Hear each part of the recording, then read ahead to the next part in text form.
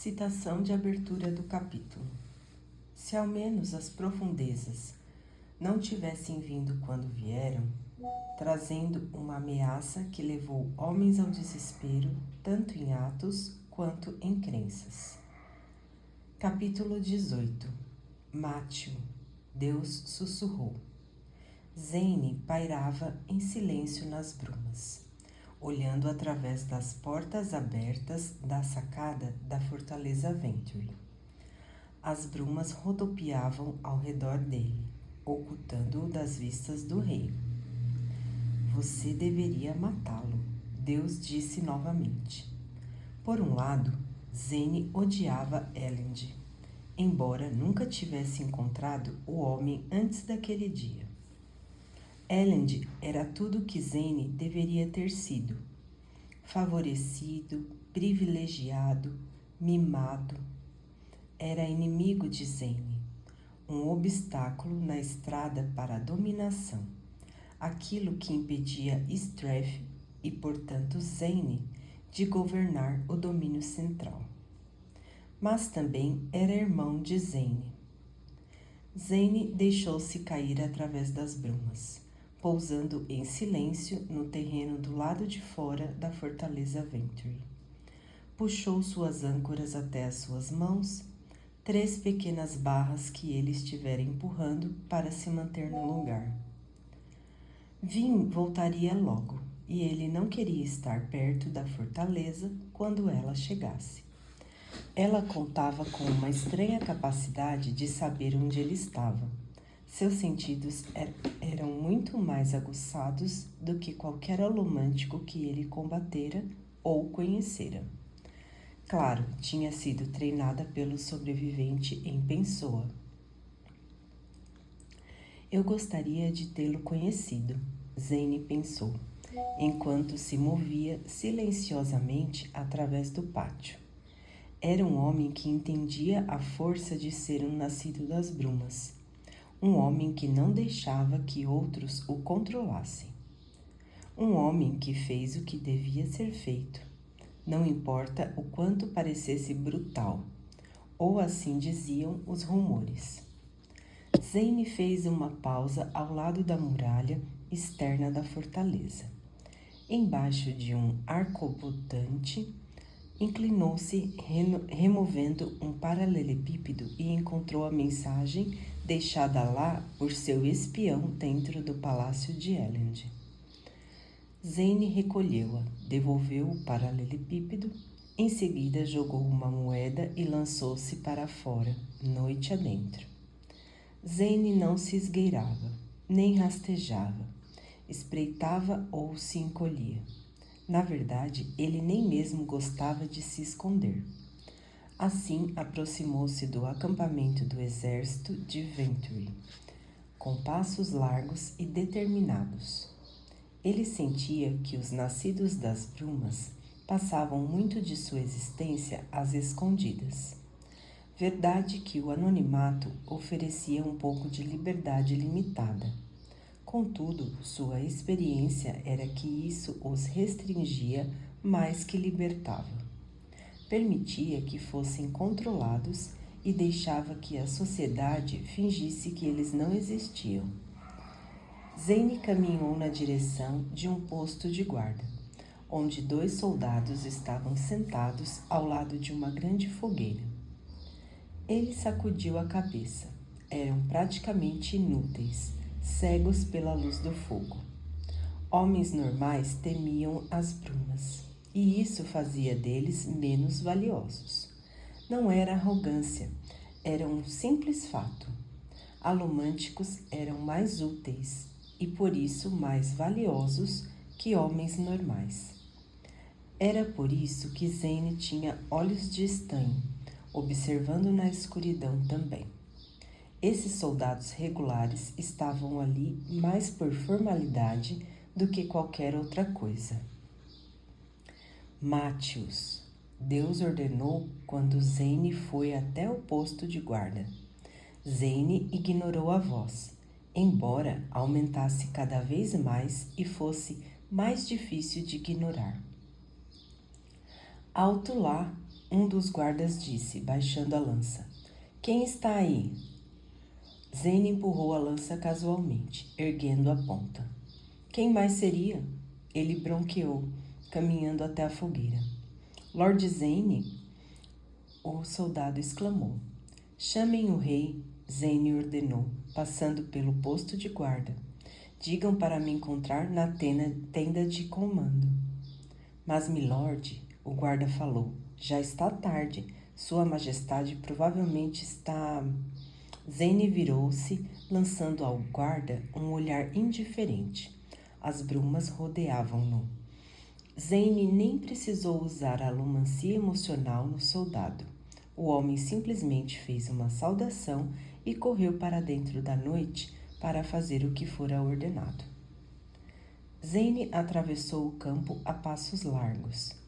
Não usava uniforme ou capa de bruma, mas os soldados paravam e saudavam quando ele passava. Assim é que deveria ser. Eles o conheciam, sabiam quem ele era, sabiam que deveriam respeitá-lo. E ainda assim, parte dele reconhecia que, se Strath não tivesse mantido seu filho ilegítimo escondido, Zane não poderia ser a arma poderosa que era. Aquele segredo havia forçado Zane a ter uma vida próxima da miséria, enquanto seu meio-irmão, Elend, fora privilegiado. Mas isso também significava que Strath fora capaz de manter Zane escondido por grande parte de sua vida. Mesmo assim, embora crescessem os rumores sobre a existência do nascido das brumas de Strath, poucos percebiam que Zane era filho de Strath. Além disso, a vida difícil ensinara Zane a sobreviver sozinho. Tornara-se robusto e poderoso. Ele desconfiava que Elend nunca entenderia isso. Infelizmente, um efeito colateral de sua infância foi que ela aparentemente o enlouquecera. Mate-o, Deus sussurrou quando Zane passou por outro guarda. A voz falava todas as vezes que ele viu uma pessoa. Era a companhia constante e silenciosa de Zane. Ele entendia que era louco. Considerando todos os fatos, não era tão difícil de determiná-lo. Pessoas normais não ouviam vozes. Zane ouvia. Porém, ele não achava a insanidade uma desculpa para comportamentos irracionais. Alguns homens eram cegos, outros tinham temperamento difícil, outros ainda ouviam vozes. No fim das contas, era tudo a mesma coisa. Um homem não era definido por suas falhas, mas pela maneira que as superava. E assim, Zane ignorava a voz. Matava quando queria, não quando ela ordenava. Em sua estimativa, ele era na verdade bastante afortunado. Outros insanos tinham visões ou eram incapazes de distinguir suas ilusões de realidade. Zane, ao menos, conseguia controlar-se, na maioria das vezes.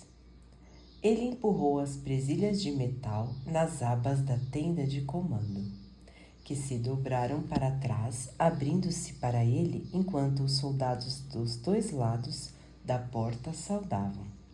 Zane abaixou-se para entrar. Milord, disse o oficial de comando da vigilância noturna.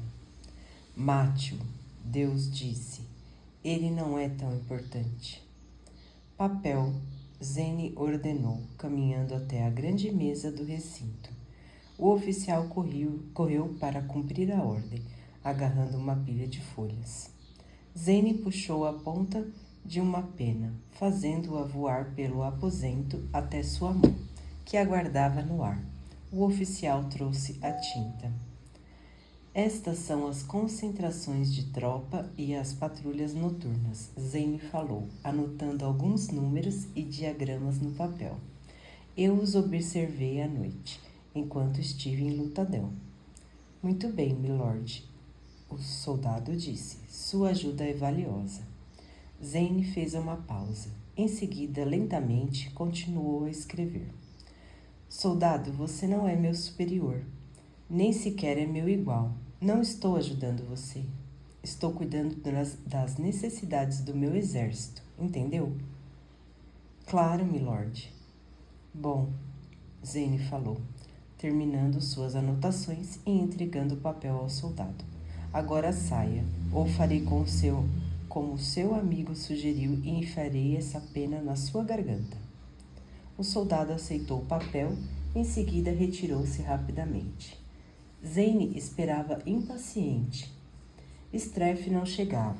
Por fim, Zane xingou em voz baixa, empurrou as abas da tenda para que abrissem e saiu com passos firmes. A tenda de Streff era um farol vermelho brilhante na noite, bem iluminada por muitos lampiões. Zane passou pelos guardas, que sabiam que era melhor não incomodá-lo, e entrou na tenda do rei. Streff estava em meio a um jantar tardio. Era um homem alto, cabelos castanhos como os dos filhos. Os dois importantes, ao menos. Tinha mãos finas de nobre que usava para comer com refinamento. Não reagiu quando Zane entrou. Está atrasado, Streff falou. Mate-o. Deus insistiu. Zane cerrou os punhos. Aquele comando era o mais difícil de ignorar. Sim, ele falou, estou atrasado. O que aconteceu essa noite? Streff perguntou. Zane olhou de relance para os serviçais. Deveríamos conversar sobre isso na tenda de comando. Streff continuou a bebericar a sopa, ficando onde estava, insinuando que Zane não tinha poder para lhe dar ordens. Era frustrante, mas nada inesperado. Zane usara praticamente a mesma tática com o oficial da guarda noturna momentos antes. Aprendera com o melhor. Por fim, Zane suspirou e ocupou uma cadeira. Descansou os braços na mesa, girando de forma indolente uma faca de jantar enquanto observava seu pai comer. Um serviçal aproximou-se e perguntou se Zane gostaria de jantar, mas ele dispensou o homem com um aceno. Mate Streff, Deus ordenou. Você deveria estar no lugar dele. É mais forte que ele, é mais competente. Mas não sou são, Zane pensou. Bem, Streff perguntou. Ele tem ou não o átio do Senhor Soberano? Não tenho certeza, Zane disse. A garota confia em você? Streff quis saber. Está começando a confiar, Zane respondeu. Eu a vi usando o átio, naquela vez combatendo os assassinos de Sete. Streff assentiu com a cabeça, pensativo.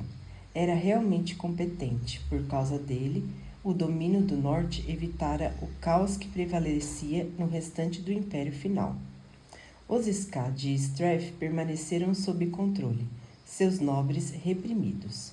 Verdade que ele fora forçado a executar muitas pessoas para provar que estava no comando, mas fez o que precisava ser feito. Esse era um atributo que Zane respeitava acima de todos os outros em um homem, especialmente por ter tido problemas em demonstrá-lo. Mate-o! Deus gritou. Você o odeia. Manteve você na miséria, forçou você a lutar pela sobrevivência quando criança. Ele me fez forte, Zane pensou. Então use essa força para matá-lo. Zane levantou a faca de carne da mesa. Streff ergueu os olhos do jantar, em seguida se encolheu apenas levemente quando Zane feriu a carne do próprio braço. Abriu um corte longo no alto do antebraço, arrancando sangue. A dor ajudava-o a resistir à voz. Streff observou por um momento. Em seguida, acenou para um serviçal trazer uma toalha a Zane para que não pingasse sangue no tapete. Você precisa fazê-la usar Atium novamente, Streff comentou. Elend talvez tenha conseguido reunir uma ou duas contas. Só saberemos a verdade se ela ficar sem Atium. Ele fez uma pausa, voltando-se para a refeição. Na verdade, o que você precisa é fazer com que ela diga onde fica escondido o estoque, se o tiverem mesmo. Zane sentou-se, observando o sangue escorrer do corte no antebraço. Ela é mais hábil do que você pensa, pai. Straff ergueu uma sobrancelha. Não me diga que você acredita nessas histórias, Zane. As mentiras sobre ela e o Senhor soberano. Como? Como sabe que é mentira? Por causa de Elend, Straff falou. Aquele garoto é um tolo. Ele controla a Lutadel apenas porque todo nobre com meio cérebro na cabeça fugiu da cidade. Se aquela garota fosse poderosa o bastante para derrotar o Senhor Soberano, sinceramente duvido que seu irmão pudesse sequer ter ganhado sua lealdade. Zane fendeu outro pedaço do braço. Não cortava fundo o suficiente para causar um dano real, e a dor funcionava como de costume. Straff finalmente desviou o rosto do jantar, fazendo uma careta de desconforto. Uma parte pequena e deturpada de Zane sentia prazer em ver aquela expressão nos olhos de seu pai. Talvez fosse um efeito colateral de sua insanidade. Seja como for, Straff falou. Você encontrou Elend? Zane assentiu. Voltou-se para um serviçal. Chá, ele falou, acenando com o braço não cortado. Elend ficou surpreso. Queria reunir-se com você, mas, obviamente, não gosto da ideia de vir até seu acampamento. Duvido que virá. Talvez, Straff comentou, mas não subestime a tolice do garoto. Talvez agora ele entenda como nosso relacionamento será daqui para frente. Tanta dissimulação, Zane pensou. Ao enviar esta mensagem, Straff tomou uma posição. Ele não receberia ordens, ou seria perturbado em nome de Elend. Mas ser forçado a um cerco perturbou você, Zane pensou com um sorriso. O que Straff teria gostado de fazer era atacar diretamente, tomando a cidade sem reunião ou negociações. A chegada do segundo exército tornou isso impossível. Se atacasse naquele momento, Straff seria derrotado por Seth. Isso significava esperar. Esperar num cerco, até Elend ouvir a razão e juntar-se ao pai voluntariamente. Porém, esperar era algo que Straff odiava. Zane não se importava tanto. Teria mais tempo para enfrentar a garota. Ele sorriu. Quando o chá chegou, Zane fechou os olhos. Em seguida, queimou o estanho para aguçar seus sentidos. Suas feridas reavivaram-se mais. Dores menores aumentaram, despertando-o como um choque. Havia uma parte de tudo isso que ele não disse a Straff. Ela virá a confiar em mim, ele pensou. E tem algo mais sobre ela. Ela é como eu. Talvez ela pudesse me entender. Talvez ela pudesse me salvar. Ele suspirou, abrindo os olhos e usando a toalha para limpar o braço. Sua insanidade o assustava às vezes, mas ela parecia enfraquecer quando estava perto de mim. Tudo o que ele precisava era continuar por hora. Aceitou a xícara do serviçal. Trança longa, peito firme, feições feiosas, e tomou um gole do chá de canela quente. Straff ergueu sua xícara, em seguida hesitou, farejando delicadamente. Ele encarou Zane. Chá envenenado, Zane? Zane não disse palavra. E com beto largo, Straff observou. Sua falta de originalidade é deprimente. Zane não disse nada. Straff fez um movimento de corte na altura do pescoço. A garota ergueu os olhos, aterrorizada quando um dos guardas de Straff caminhou na sua direção. Ela olhou para Zane, esperando algum tipo de ajuda, mas ele apenas desviou o olhar. Ela gritou de forma patética quando o guarda arrastou-a para ser executada. Ela queria uma chance de matá-lo, ele pensou. Eu lhe disse que provavelmente não funcionaria. Straff apenas sacudiu a cabeça. Embora não fosse um nascido das brumas completo, o rei era um olho de estanho.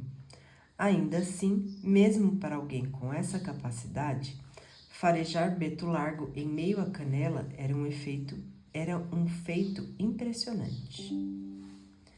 Zane, Straff começou a falar. O que você faria se conseguisse mesmo me matar? Se eu quisesse mesmo matá-lo, Zane pensou, eu usaria essa faca e não veneno. Porém, ele deixou Straff pensar o que quisesse. O rei esperava tentativas de assassinato, então Zane as preparava. Straff ergueu uma pequena conta de Ation. Eu ia te dar isso, Zane, mas vejo que teremos de esperar. Precisa parar com esses atentados tolos à minha vida.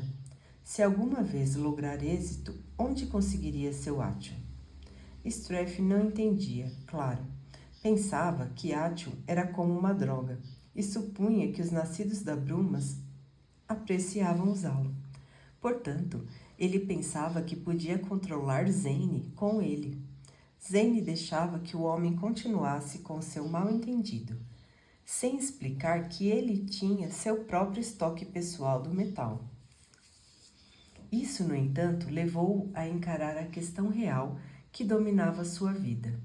Os sussurros de Deus estavam voltando agora que a dor cedia, e de todas as pessoas sobre as quais a voz sussurrava, Straff Venturi era aquele que mais merecia morrer. Por que? Deus perguntou. Por que você não o mata? Zane abaixou os olhos. Porque ele é meu pai, ele pensou, finalmente admitindo sua fraqueza. Outros homens faziam o que tinham de fazer. Eram mais fortes que Zane. Você é louco, Zane, Straff falou. Zane ergueu os olhos. Acha mesmo que poderia conquistar o império sozinho, caso me matasse? Considerando sua doença particular, acha que poderia governar até mesmo uma cidade? Zane desviou o olhar. Não. Straff assentiu. Fico feliz que nós dois entendemos isso.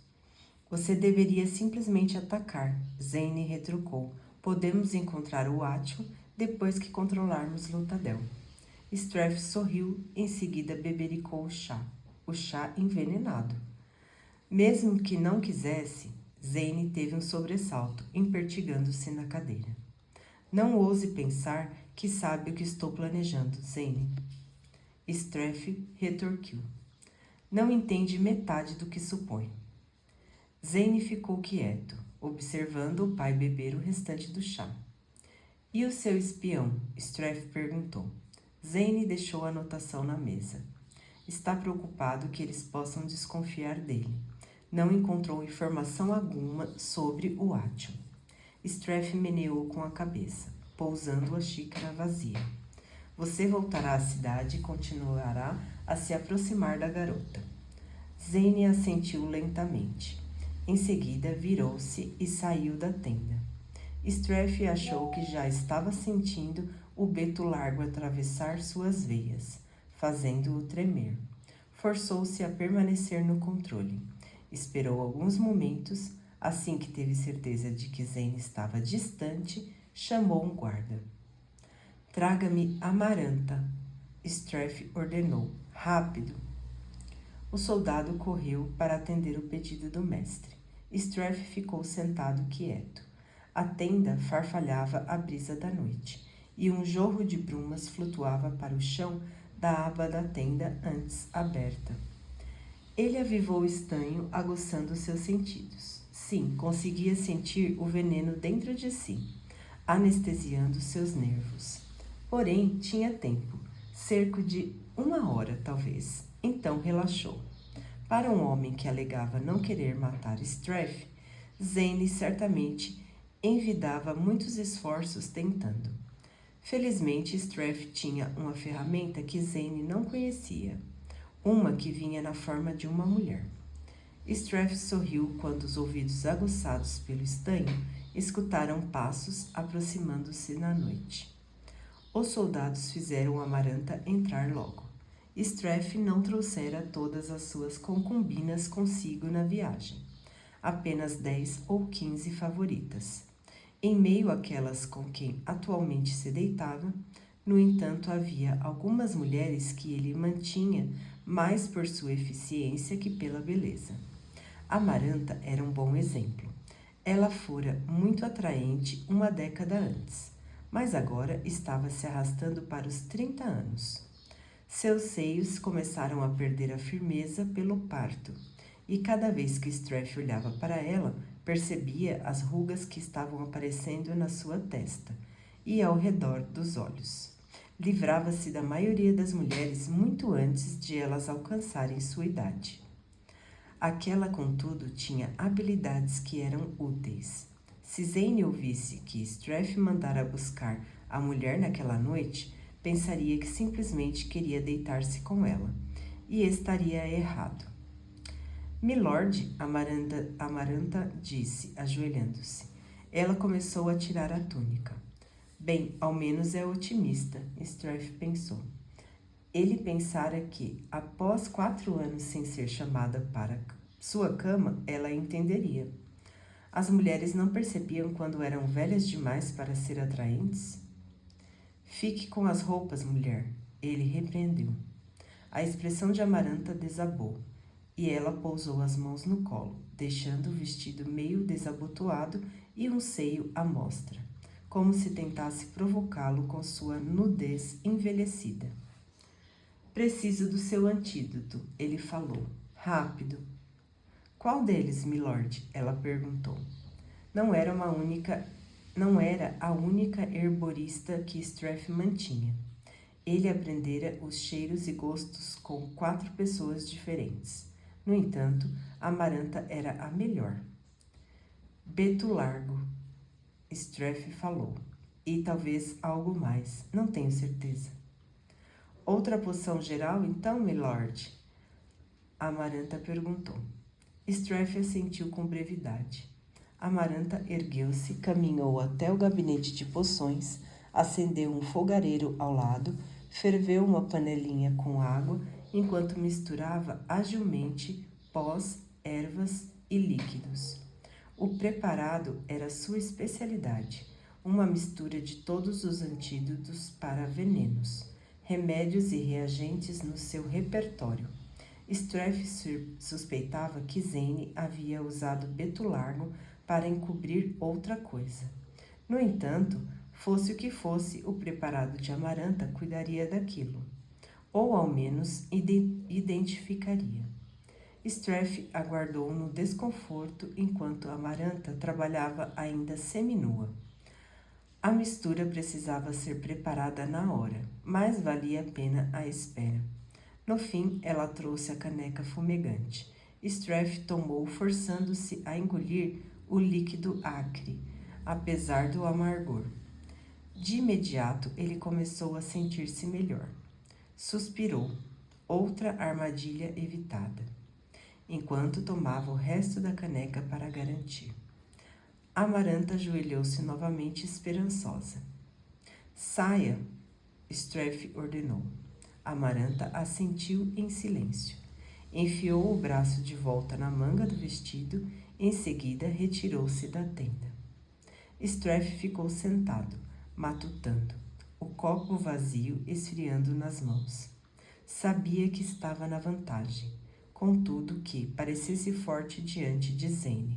O nascido das brumas continuaria a fazer o que ele mandasse, provavelmente.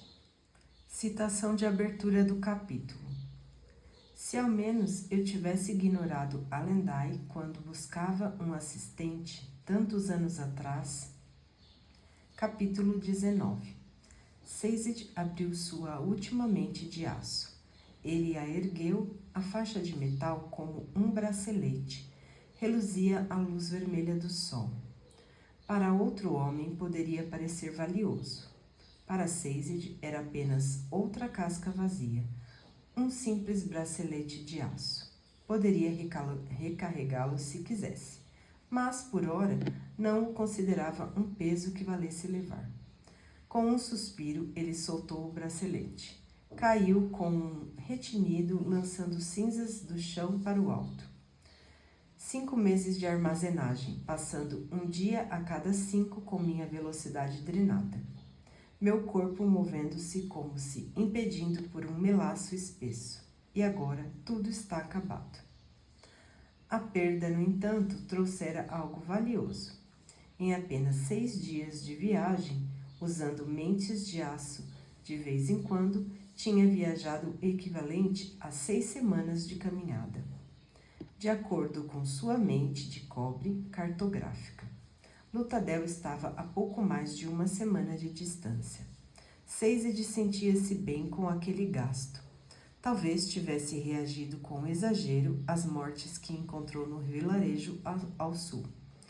Talvez não houvesse necessidade para se apressar, mas ele criara a mente de aço para ser usada. Ele ergueu a bolsa, que estava muito mais leve do que antes. Embora muitas de suas mentes de metal fossem pequenas, juntas ficavam pesadas. Decidira descartar algumas das menos valiosas ou menos cheias enquanto corria, bem como o bracelete de aço que ficou lá atrás, nas cinzas, quando ele prosseguiu. Sem dúvida, estava no domínio central agora. Passou Falaest e Tyrian, 2 das montanhas de cinzas a norte. Tyrian ainda era visível a sul. Um pico alto e solitário com um topo cortado escurecido. A paisagem ficara plana, as árvores mudando dos pinheiros marrons esparsos para os choupos brancos esguios comuns ao redor de Lutadel. Os choupos erguiam-se com ossos crescendo do solo, preto, agrupados, suas cascas branco-cinzentas riscadas e retorcidas. Sazed parou. Estavam perto do Canal Central, uma das principais rotas para Lutadel. O canal não tinha barcos no momento. Os viajantes eram raros naqueles dias, ainda mais raros que durante o Império Final, pois os bandidos ficaram muito mais comuns. Sazed ultrapassava vários grupos deles durante sua fuga apressada para Lutadel. Não, viajantes solitários eram raros. Exércitos eram muito mais comuns. E a julgar pelas dúzias de rastros de fumaça que ele via erguendo-se diante dele, tinha se deparado com um. Ficava bem entre ele e Lutadel. Ele pensou, quieto por um momento. Os flocos de cinza começando a cair levemente ao seu redor. Era meio-dia. Se aquele exército tivesse batedores, Sazed teria muita dificuldade para desviar-se dele. Além disso, suas mentes de aço estavam vazias. Não seria capaz de correr da perseguição. E ainda assim, um exército a 1 semana de Lutadel. De quem era que ameaça representava? Sua curiosidade, a curiosidade de um erudito, incitava-o a buscar uma posição vantajosa da qual examinaria as tropas.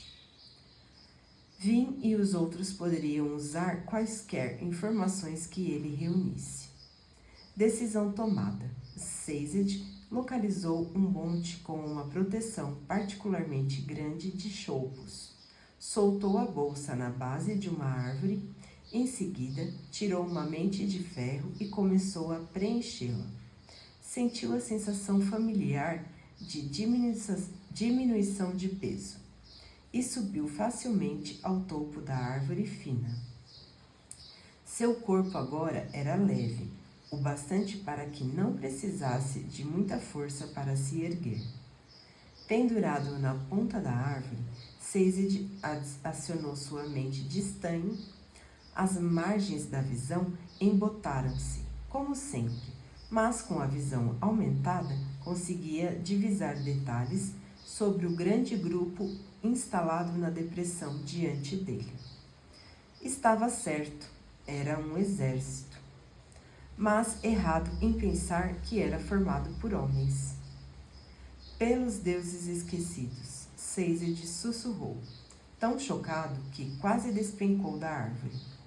O exército era organizado de maneira mais simplista e primitiva. Não havia tendas nem veículos, tampouco cavalos. Apenas centenas de fogueiras imensas, cada qual cercada por aquelas figuras. E essas figuras eram de um azul profundo. Variavam muito de tamanho. Algumas tinham apenas 1,5 metros, outras eram imensas e pesadas com 3 metros ou mais. Eram da mesma espécie, Sazed sabia. Colossos. As criaturas, apesar de semelhantes aos homens em sua forma básica, nunca paravam de crescer. Simplesmente continuavam a ficar maiores ao passo que envelheciam, crescendo até seu coração não aguentar mais. Então morriam assassinadas pelo próprio destino de crescer infinitamente. Mas antes de morrer, elas ficavam bem grandes e muito perigosas.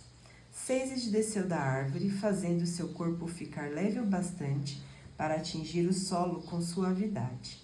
Apressou-se a vasculhar suas mentes de cobre, quando encontrou o que queria.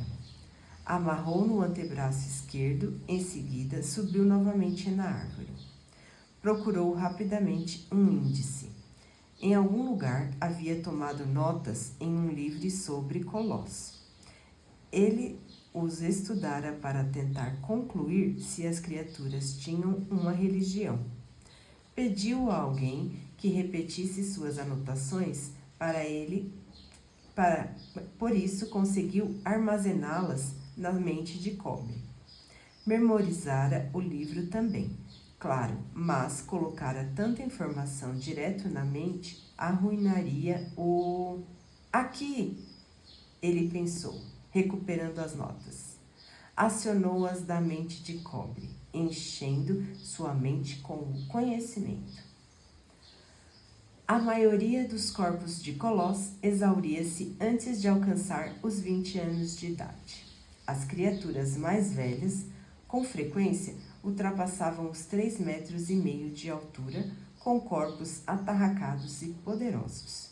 No entanto, poucos Colossos viviam tanto, e não apenas por insuficiência cardíaca. Sua sociedade, se pudesse ser chamada assim, era extremamente violenta.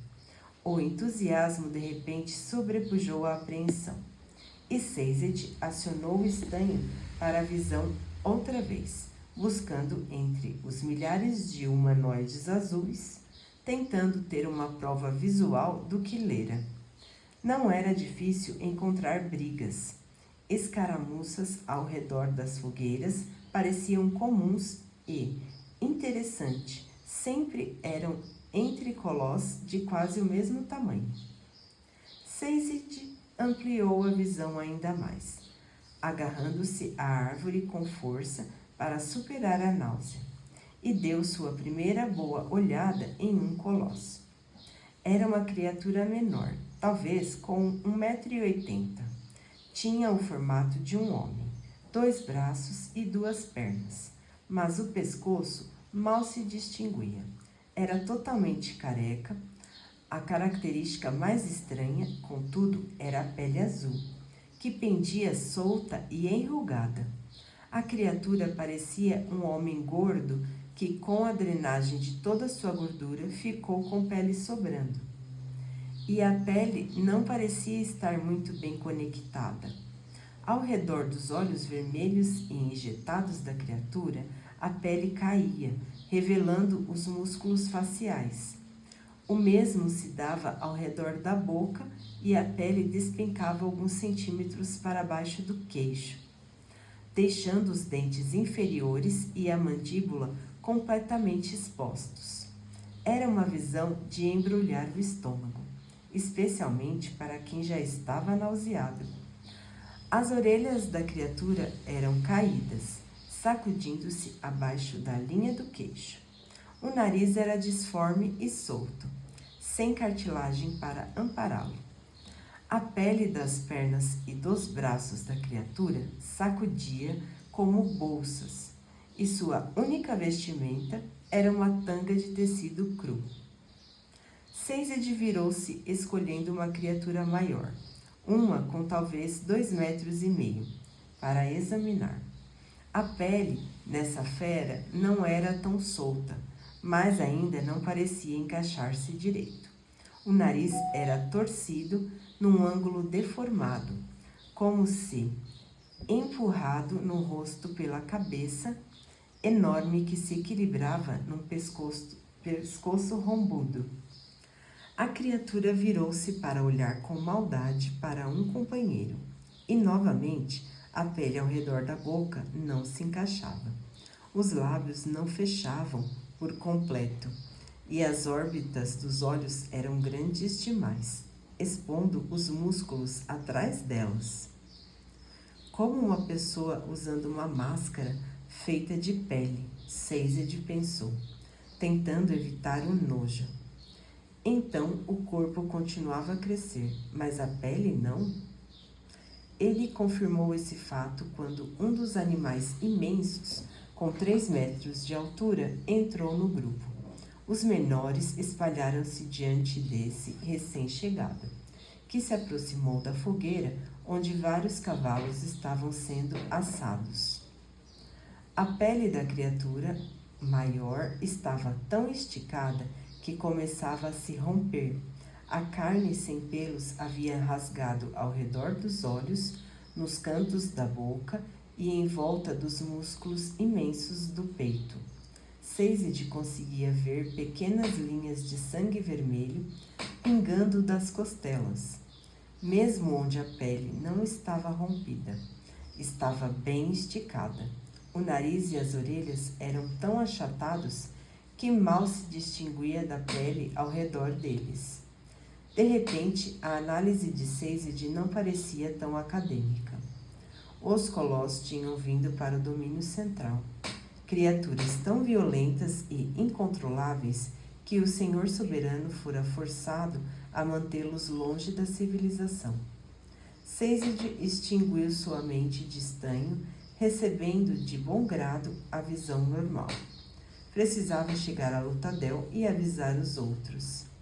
Seized ficou paralisado.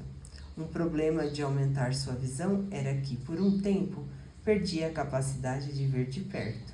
Então não era estranho que não tivesse percebido a patrulha de Colossos cercando os choupos.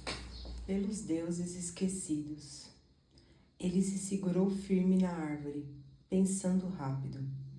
Vários Colossos já estavam prontos para abrir caminho até o bosque.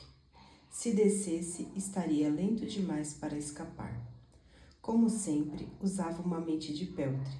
Poderia facilmente ficar tão forte quanto 10 homens e manter essa força por um bom tempo. Poderia lutar, talvez. Mas os Colossos carregavam espadas toscas, porém imensas. As notas de Seized, sua memória e sua curiosidade concordavam em um ponto. Os Colossos eram guerreiros muito poderosos. Com a força de 10 homens ou não, Seized não teria habilidade para derrotá-los. Desça, uma voz profunda e arrastada chamou de baixo. Desça agora. Seized olhou para baixo. Um colosso grande com a pele começando a esticar estava aos pés da árvore. Chacoalhou o choupo. Desça agora, a criatura repetiu. Os lábios não funcionam bem, Seized pensou. Parece um homem tentando falar sem mover os lábios. Não se surpreendeu pelo fato de a criatura conseguir falar, pois suas notas mencionavam isso, mas sim pela calma com que ela falava. Eu poderia correr, ele pensou. Poderia se manter nas copas das árvores. talvez cruzando a distância entre os grupos de choupos, largando as mentes de metal e tentando pairar nas rajadas de vento. Mas seria muito difícil e muito imprevisível, e precisaria deixar suas mentes de cobre, 1000 anos de história para trás. Então, mente de peltre pronta para caso ele precisasse de força, Sazed soltou a árvore. O líder Coloss, Sazed podia supor apenas que era ele, observou Sazed descer com um olhar injetado. A criatura não piscava. Sazed imaginou se sequer podiam piscar com a pele esticada daquele jeito. Sazed caiu no chão ao lado da árvore com um baque. Em seguida, esticou o braço para pegar a bolsa. Não, o Colosso rosnou, agarrando a bolsa com um sacudir de braço com agilidade sobre-humana. Os terrissanos eram altos, especialmente os eunucos terrissanos, e era muito desconcertante parecer baixinho ao lado dessa criatura bestial. Com muito mais de 2 metros de altura, pele azul escura e olhos da cor do sol no crepúsculo. Ela assomava sobre Sazed, e este se encolheu, mesmo sem querer. Aparentemente, aquela foi a reação correta, pois o líder Coloss meneou a cabeça e virou-se de costas. Venha, ele balbuciou, arrastando-se pelo pequeno bosque de choupos. Os outros Coloss, cerca de 7 deles, seguiram-no. Sazed não queria descobrir o que aconteceria se desobedecesse. Escolheu um deus, Duis, um deus conhecido antigamente como protetor dos viajantes angustiados, e fez uma oração rápida, em silêncio. Em seguida, apressou-se, ficando com a manada de Coloss enquanto eles caminhavam na direção do acampamento. Ao menos ele não me matou de pronto, Sazed pensou.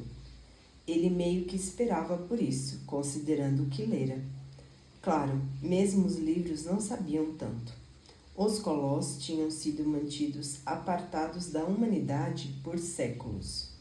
O Senhor Soberano só os convocava em momentos de grande necessidade militar para abafar revoltas ou conquistar novas sociedades descobertas nas ilhas interiores. Naqueles momentos, os Coloss causavam destruição absoluta e morticínios, ou assim diziam as histórias. Será que era tudo propaganda? Sazed se questionou. Talvez os Coloss nem sejam tão violentos como acreditamos. Um dos Coloss ao lado de Sazed uivou com um ódio repentino. Sazed girou quando o Coloss pulou em um dos seus companheiros. A criatura ignorou a espada nas costas, esmurrando a cabeça do inimigo com um punho gigantesco. Os outros pararam e viraram-se para assistir à luta, mas nenhum deles pareceu alarmado. Sazed observou com horror cada vez maior quando o agressor continuou a espancar seu inimigo sem parar.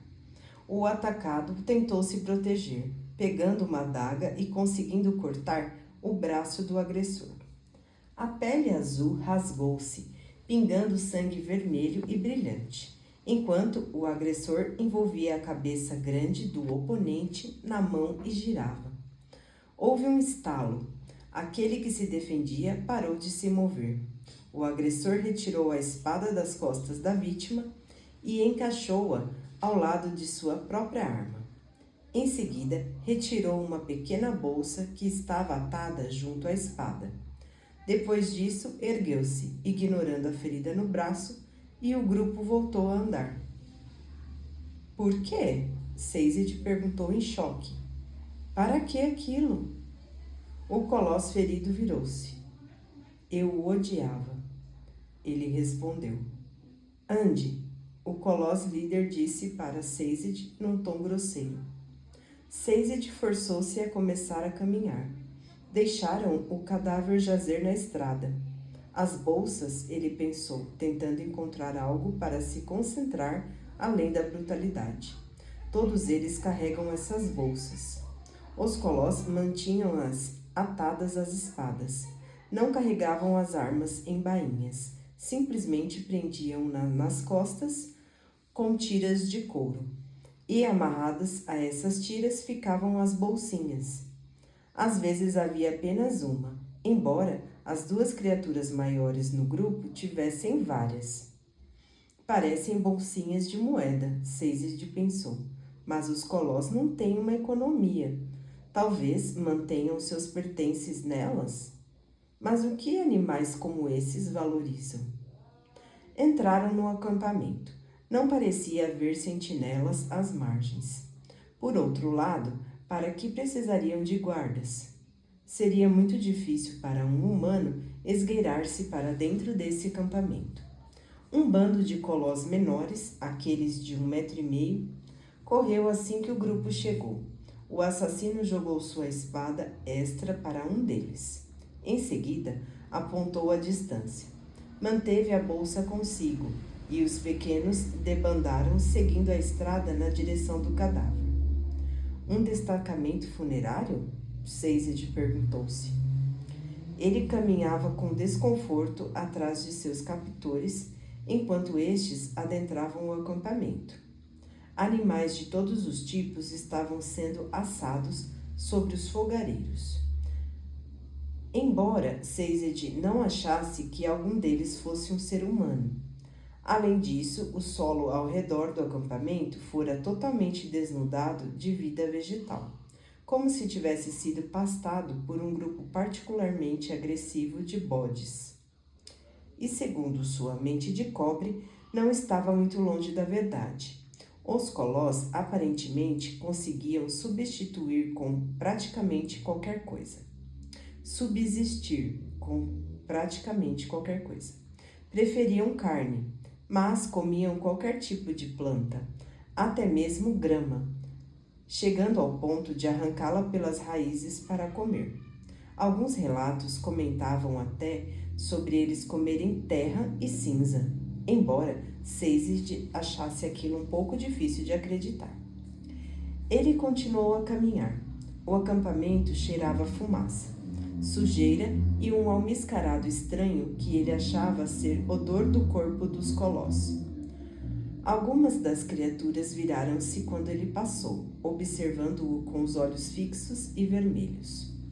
É como se eles tivessem apenas duas emoções, ele pensou, saltando quando um colosso junto a uma fogueira, de repente, gritou e atacou um companheiro. São indiferentes ou ficam enfurecidos. O que seria necessário para provocá-los todos de uma vez? E que tipo de desastre eles causariam se isso acontecesse? Ele revisou nervosamente seus pensamentos anteriores. Não, os colós não tinham sido difamados. As histórias que ele ouvira, histórias de colós enlouquecidos no domínio longínquo, causando destruição e morte alastradas, obviamente eram verdade. Mas algo mantinha aquele grupo de uma forma controlada. O Senhor Soberano era capaz de controlar os colós, embora nenhum livro explicasse como. A maioria dos escritores simplesmente aceitava essa capacidade como parte do que fazia do Senhor Soberano um Deus. O homem era imortal. Se comparado com isso, outros poderes pareciam comuns. Porém, a imortalidade dele era um truque, Sazed pensou. Uma simples combinação inteligente de poderes feroquímicos e alomânticos. O Senhor Soberano era apenas um homem normal, embora tivesse uma combinação incomum de capacidades e oportunidades. Sendo assim, como ele controlava os colós? Havia algo diferente no Senhor Soberano? Algo além dos poderes. Fizera algo no Poço da Ascensão, algo que mudou o mundo para sempre. Talvez sua capacidade de controlar os colós viesse daí. Os captores de Sazed ignoraram as lutas ocasionais ao lado das fogueiras. Não parecia haver qualquer colosso fêmea no acampamento, ou se houvesse, era indistinguível dos machos. Seized, no entanto, notou um cadáver colosso que jazia esquecido perto de uma das fogueiras. Fora esfolado, a pele azul solta e arrancada. Como uma sociedade poderia existir desse jeito? Ele pensou com horror. Seus livros diziam que os colossos procriavam e envelheciam rapidamente. Uma situação afortunada para eles, considerando o número de mortes que ele já vira. Mesmo assim, parecia que esta espécie também assassinava demais seus membros para continuar. Ainda assim, eles persistiam, infelizmente. O guardador nele acreditava com fervor que nada deveria ser perdido, que toda a sociedade era digna de ser lembrada. Contudo, a brutalidade do acampamento colosso, as criaturas feridas que estavam sentadas, ignorando as fendas na pele, os cadáveres esfolados pelo caminho, os uivos repentinos de fúria e os assassinatos subsequentes, testava sua crença. Seus captores circundaram uma pequena elevação na terra, e Seized parou quando viu algo muito inesperado. Uma tenda. Vá, o colosso líder disse, apontando. Seized franziu o senho. Havia várias dúzias de seres humanos fora da tenda, carregando lanças e vestidos como os guardas imperiais. A tenda era grande e atrás dela havia uma fileira de carroças. Vá! O colosso gritou. Seized fez o que lhe fora ordenado. Atrás dele, um dos colossos lançou indiferente a bolsa de Seized na direção dos guardas humanos. As mentes de metal dentro dela tilintaram quando bateram no chão cheio de cinzas, fazendo Seized se encolher. Os soldados observaram os colossos se retirarem com um olhar desconfiado. Em seguida, um deles pegou a bolsa. Outro soldado ergueu a lança na direção de Seized. Seized ergueu os braços. Meu nome é Seized, guardador de terres, mordomo no passado, agora professor. Não sou seu inimigo. Muito bem, o guarda falou, ainda observando o colosso que se retirava. Ainda assim terá de vir comigo.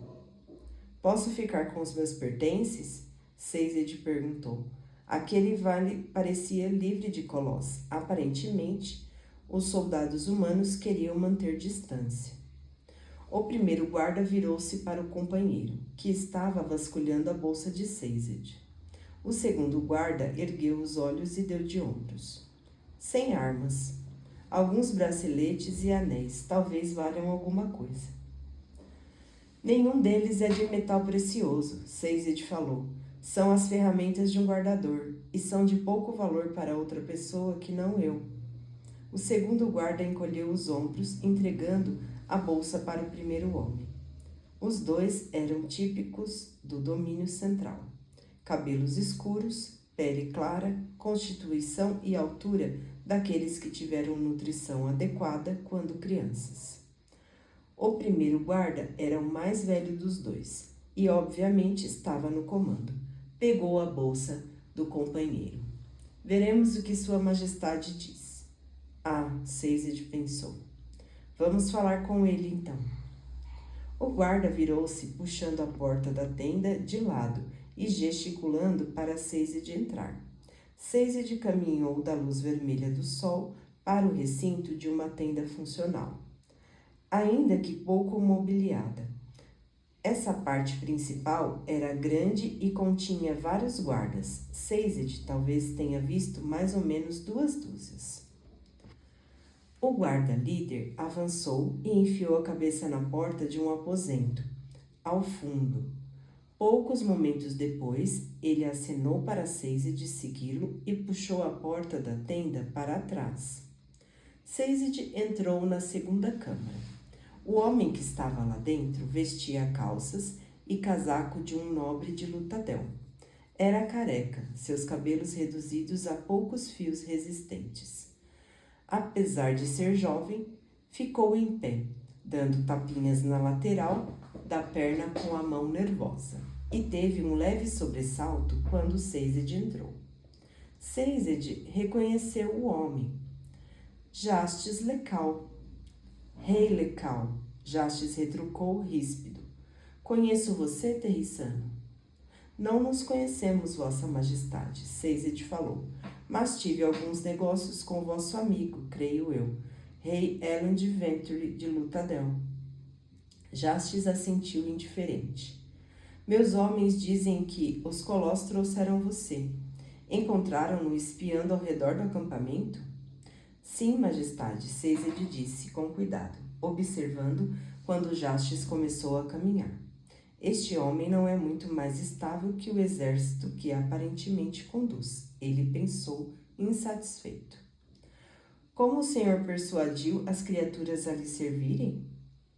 Você é um prisioneiro, Terrissano. Jastes irritou-se. Sem perguntas. Elend enviou-o para me espionar? Não fui enviado por homem nenhum, Sazed afirmou. Por acaso, os senhores estavam no meu caminho, Vossa Majestade. Não fiz minhas observações por mal. Jastes fez uma pausa, encarando Sazed, antes de recomeçar a andar. Bem, não importa. Estou sem um mordomo adequado há um tempo. Você me servirá agora. Perdão, Majestade, Sazed disse, curvando-se levemente. Mas isso não será possível. Jastes franziu o senho. Você é um mordomo. Posso ver isso na túnica.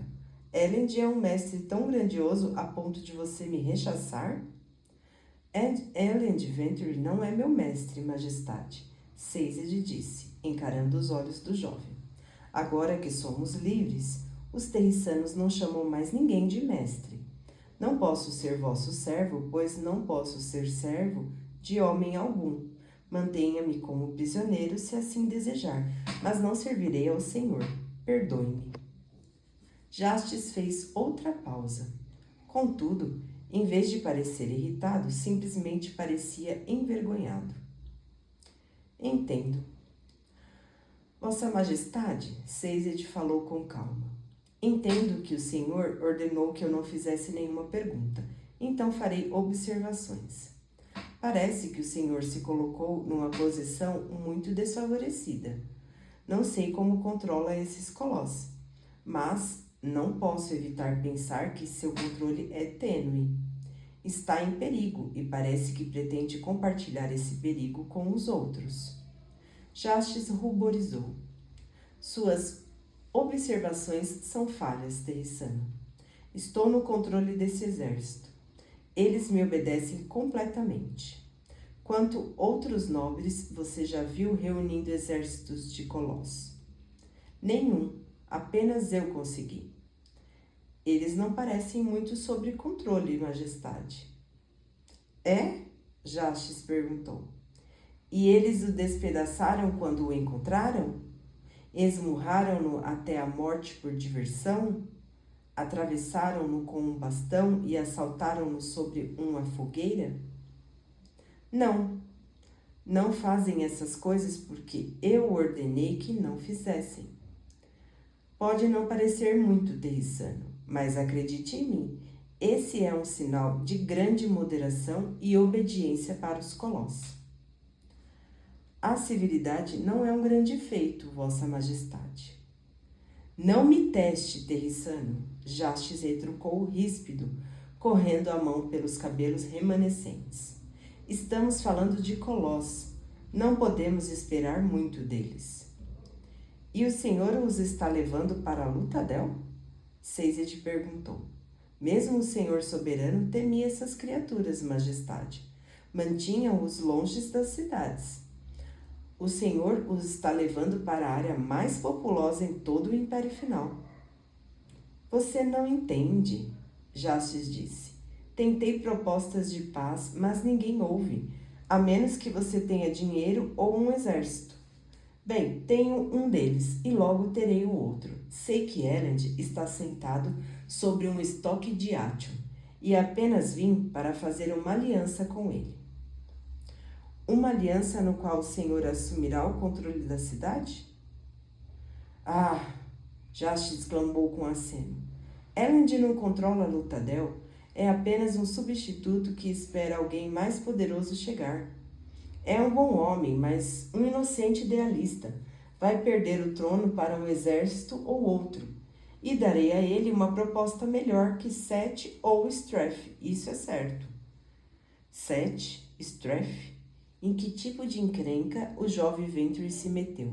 Sazed sacudiu a cabeça.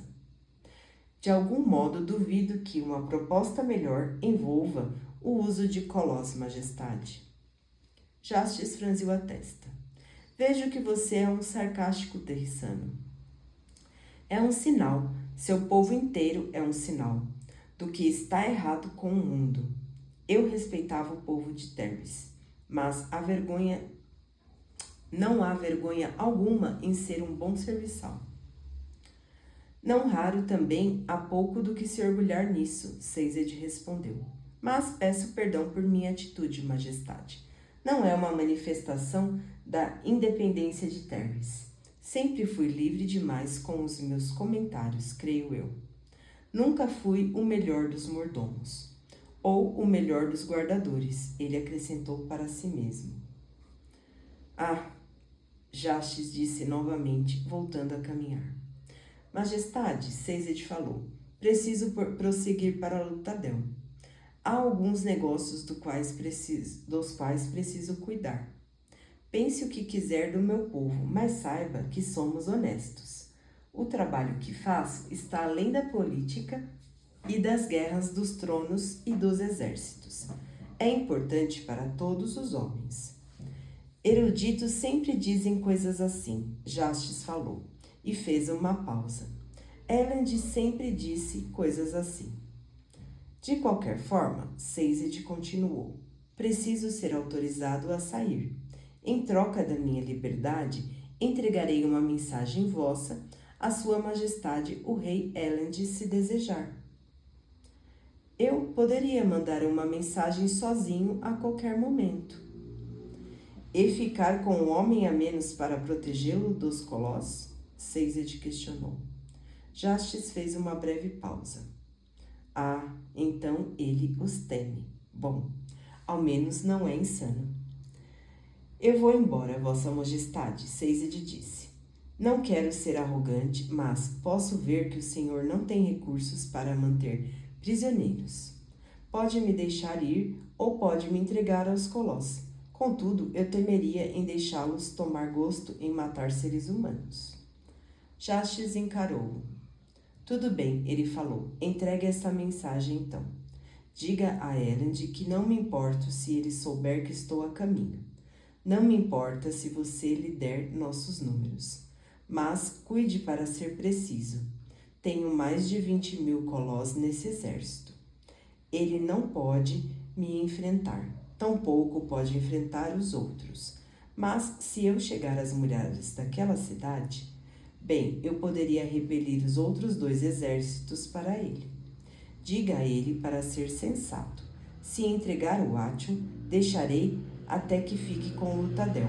Podemos ser vizinhos, aliados.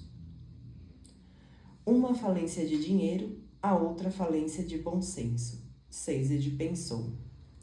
Muito bem, Majestade, falarei com Elend. No entanto, precisarei que devolva os meus pertences. O rei acenou irritado, e Sazed retirou-se, esperando em silêncio quando o guarda-líder entrou nos aposentos do rei novamente e recebeu ordens. Enquanto esperava os soldados se prepararem, sua bolsa felizmente devolvida a ele, Sazed pensou no que Jastes falara. Set ou Strath. Quantas forças estavam trabalhando contra Elend para tomar a cidade? Se Sazed queria um lugar calmo para estudar, aparentemente escolhera a direção errada para correr.